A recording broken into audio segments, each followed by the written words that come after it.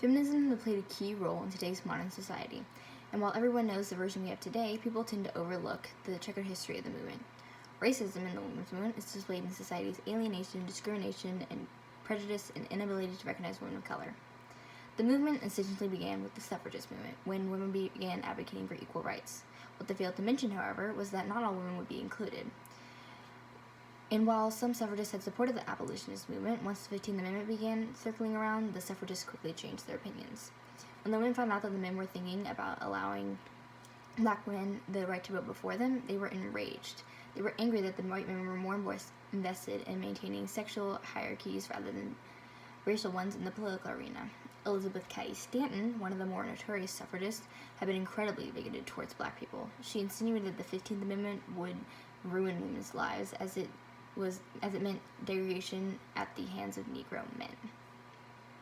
As if segregation from the suffragists wasn't enough, black women also were not supported by fellow black people. Due to the era, men were incredibly sexist towards women, creating a huge barricade. Black men did not see a problem with themselves, as they had felt discriminated against all their lives.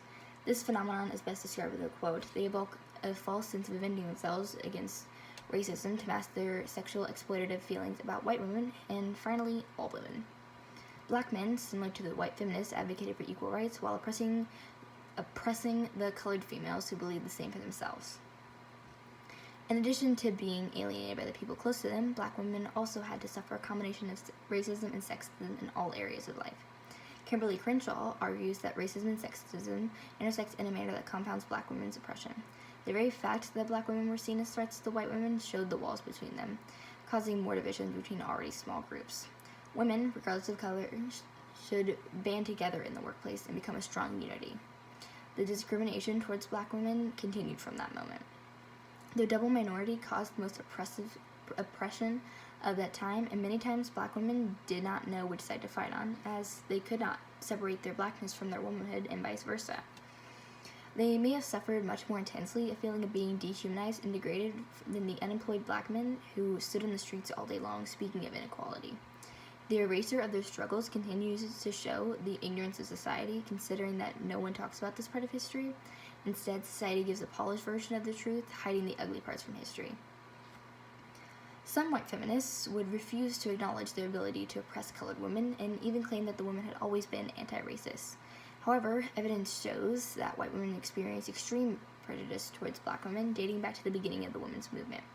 Anyone who claims otherwise was simply ignorant and blind to black women's sufferings.